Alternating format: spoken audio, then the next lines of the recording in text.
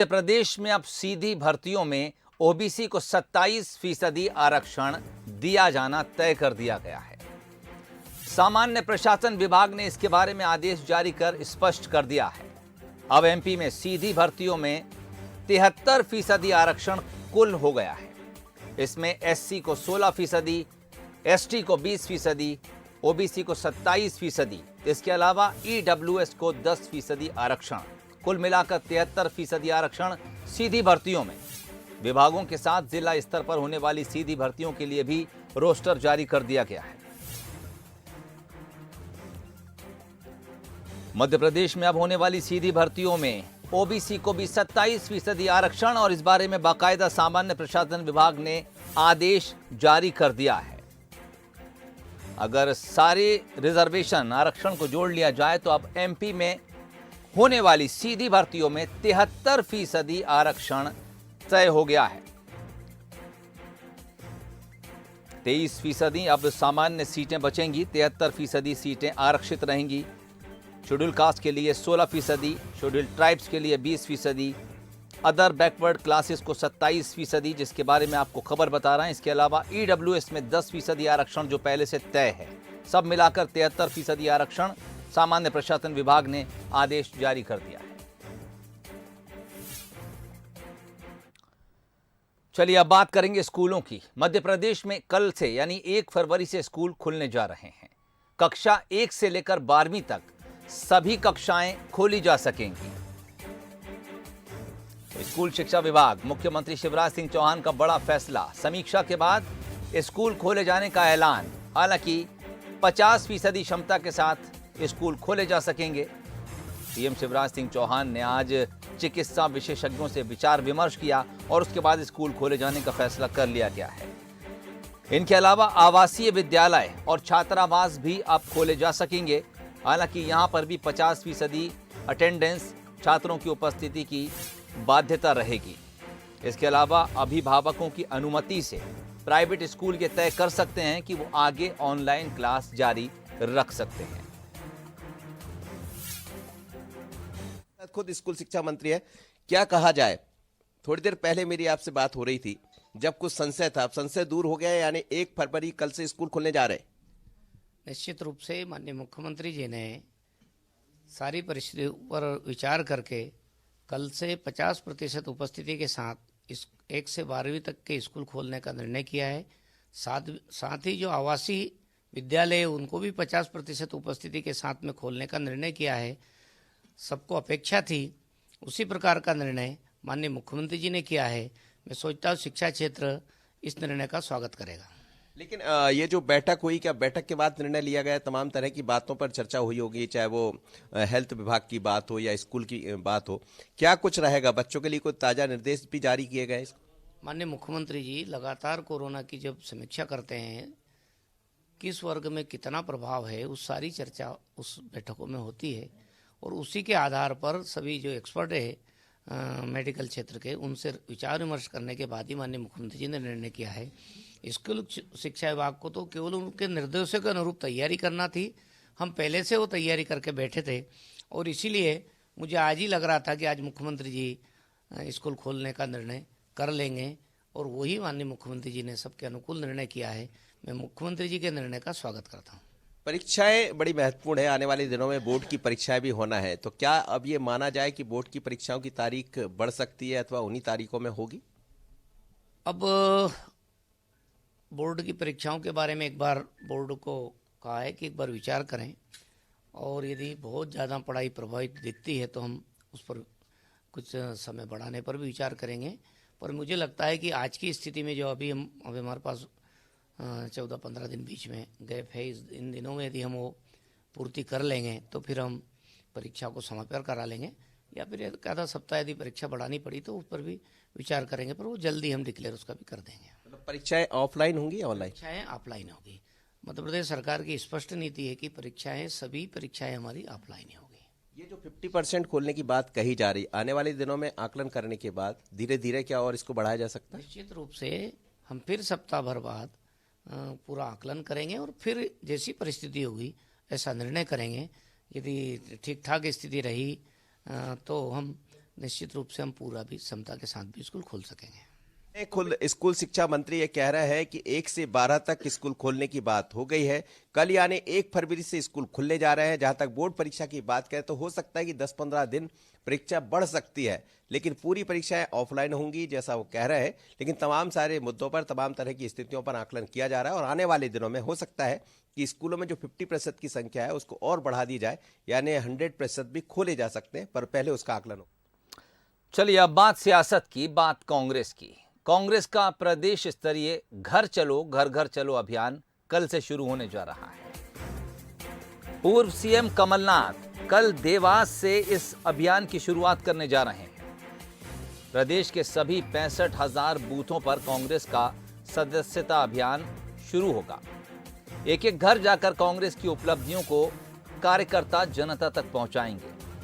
महंगाई, आदिवासी, दलित, महिला अपराध, ये वो मुद्दे होंगे जिनको लेकर कांग्रेस घर घर पहुंचेगी। इसके अलावा किसानों के मुद्दे को लेकर भी कांग्रेस ने जनता के बीच जाने की बात कही है।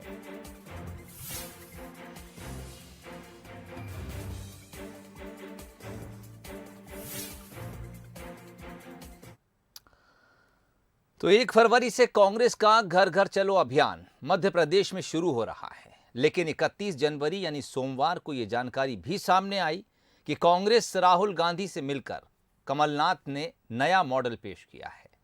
अब प्रदेश के सभी जिलों में कांग्रेस के 2 जिला अध्यक्ष होंगे। अभी तक सिर्फ 18 नगर निगमों में ही यह सिस्टम लागू था।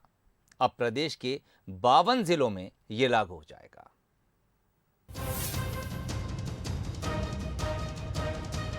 तस्वीर फिजाओं में कयास घोले हैं, सियासी बहसों में नई बोले हैं।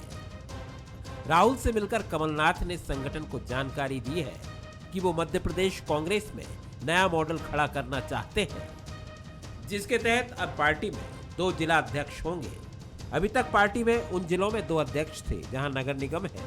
अब उन जिलों में भी 2 अध्यक्ष होंगे जहां नगर पालिका है। यानी अब सभी जिला मुख्यालयों में जिला और नगर अध्यक्ष होंगे।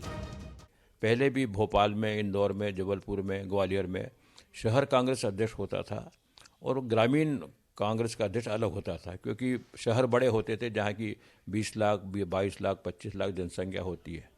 अब यह निर्णय हमारे अध्यक्ष महोदय ने लिया है कि जिन जिलों में नगर पालिकाएँ हैं उन जिलों में हम शहर कांग्रेस अध्यक्ष अलग से बनाएंगे और जो बाकी क्षेत्र है ग्रामीण का, वहाँ पे ग्रामीण कांग्रेस का अध्यक्ष अलग से रहेगा। हालांकि बीजेपी इस तस्वीर पर तंज कसती हुई दिखी है। बीजेपी इसे दिग्विजय कमलनाथ के हालिया घटनाक्रम से जोड़कर देख रही है। पार्टी का कहना है कि दिग्विजय ने धरने की जानकारी नहीं दी, उसका झगड़ा दिल्ली पहुंच गया है। हालांकि जिले में 2 अध्यक्ष को लेकर भी बीजेपी की प्रतिक्रिया सामने आई है। कांग्रेस पार्टी को पार्टीशन बहुत पसंद है, पार्टीशन करे और ज़्यादा करे, जनता के दिलों में भी पार्टीशन करना वो जानती है। लेकिन हमें लगता है कि ऐसे 2 अध्यक्ष बनाकर जहां पर बहुत आवश्यक ना हो महानगरों के अलावा, ये प्रयास ठीक नहीं है।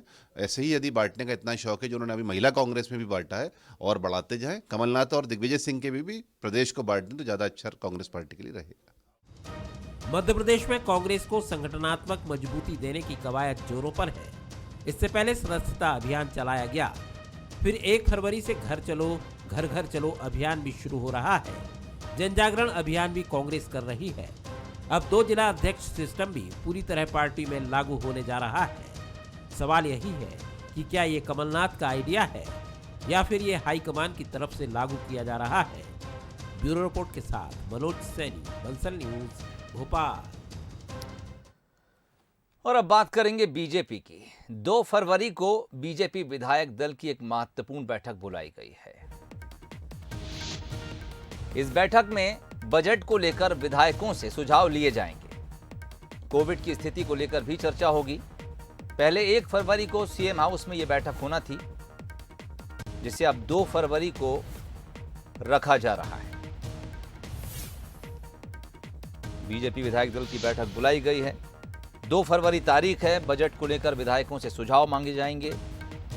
कोविड की स्थिति को लेकर भी तमाम विधानसभा क्षेत्रों में क्या कुछ स्थिति है, मुख्यमंत्री इस पर बात कर सकते हैं, विधायकों से चर्चा कर सकते हैं। पहले 1 तारीख यानी 1 फरवरी को यह बैठक रखी गई थी, जिसे अब 2 फरवरी को शिफ्ट कर दिया गया।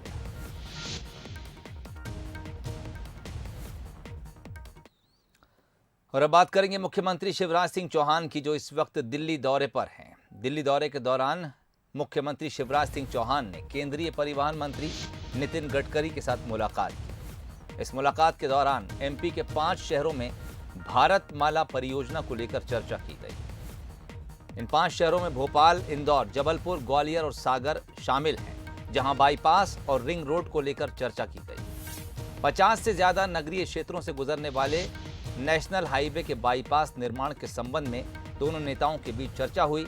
इनके अलावा ग्वालियर चंबल से गुजरने वाले अटल प्रगति पथ के निर्माण को लेकर भी मुख्यमंत्री और केंद्रीय मंत्री के बीच चर्चा हुई।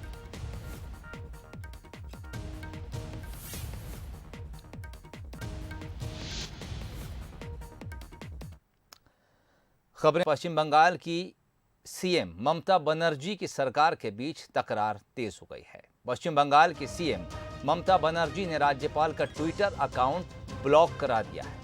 इसके साथ ही ममता बनर्जी ने कहा कि राज्यपाल प्रत्येक दिन ट्विटर पर ऐसी बातें ट्वीट करते हैं जो उन्हें परेशान करती हैं, असंवैधानिक बातें की जाती हैं। ममता ने यह भी कहा कि राज्यपाल सुपर पहरेदार की तरह व्यवहार करते हैं।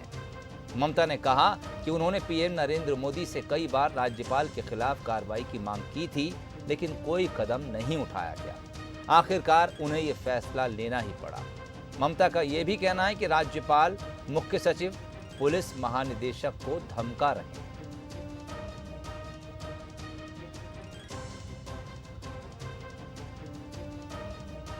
वहीं दूसरी ओर टीएमसी ने जगदीप धनखड़ को बंगाल के राज्यपाल पद से हटाने का अनुरोध सीधे राष्ट्रपति रामनाथ कोविंद से कर दिया है। टीएमसी के लोकसभा सांसद सुदीप बंदोपाध्याय ने सोमवार को संसद में बजट सत्र की शुरुआत के दौरान राष्ट्रपति के अभिभाषण के बाद उनसे यह अनुरोध किया।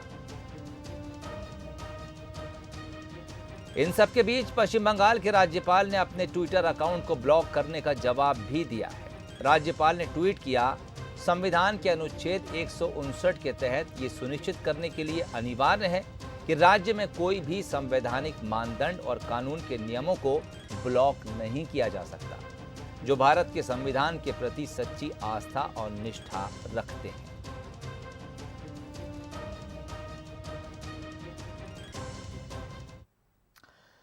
इधर पीएम नरेंद्र मोदी ने अपनी वर्चुअल रैली में इशारों में ही अखिलेश यादव पर निशाना साधा। उन्होंने कहा, जो सोते रहते हैं उन्हें ही सपने आते हैं, जो जागता है वो संकल्प लेता है।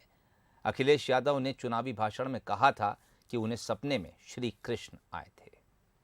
मैं कभी कभी सुनता हूं कुछ लोगों को सपने आते हैं। आप सबको मालूम है सपने किसको आते हैं भाई? जो सोता रहता है ना, उसको सपने आते हैं। जो जागता है वो संकल्प लेता है। योगी जी जागने वाले, जागते रखने वाले और इसलिए संकल्प करने वाले नेता है। 5 साल पहले दबंग और दंगाई ही कानून थे। उन्हीं का कहा ही शासन का आदेश था। 5 साल पहले व्यापारी लूटता था, बेटी घर से बाहर निकलने में घबराती थी और माफिया सरकारी संरक्षण में खुलेआम घूमते थे।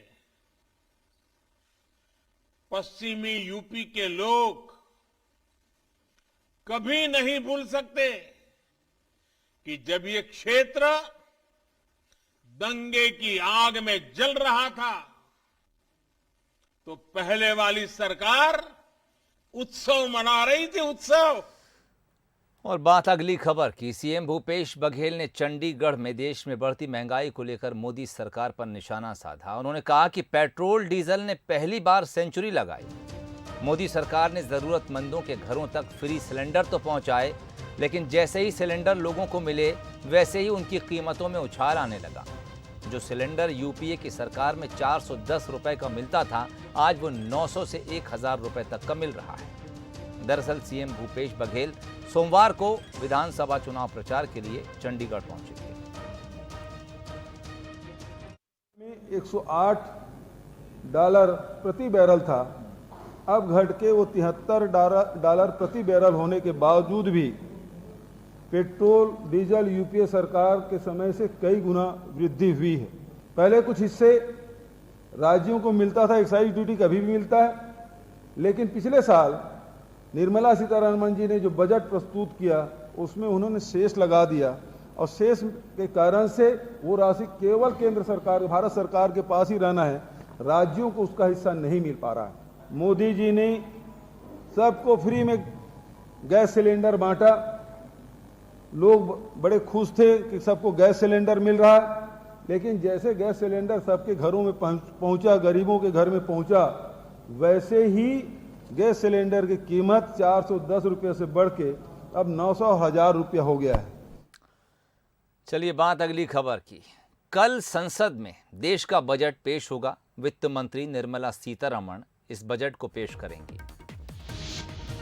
तो आम बजट कल देश का संसद में पेश किया जाएगा। निर्मला सीतारमण देश की वित्त मंत्री इस बजट को पेश करेंगी, लेकिन उससे पहले आज आर्थिक सर्वेक्षण 2022-23 पेश किया गया। इस सर्वेक्षण के मुताबिक 8 से 8.5% की जीडीपी ग्रोथ का अनुमान देश के लिए लगाया गया है।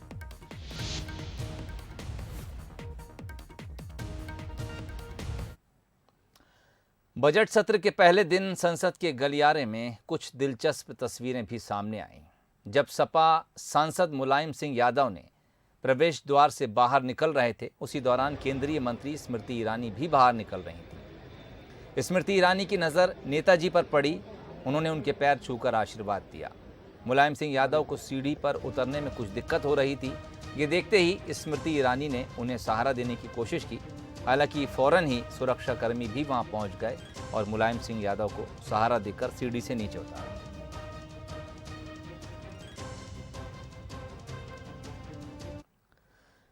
इन तस्वीरों के साथ ही बुलेटिन में फिलहाल इतना ही।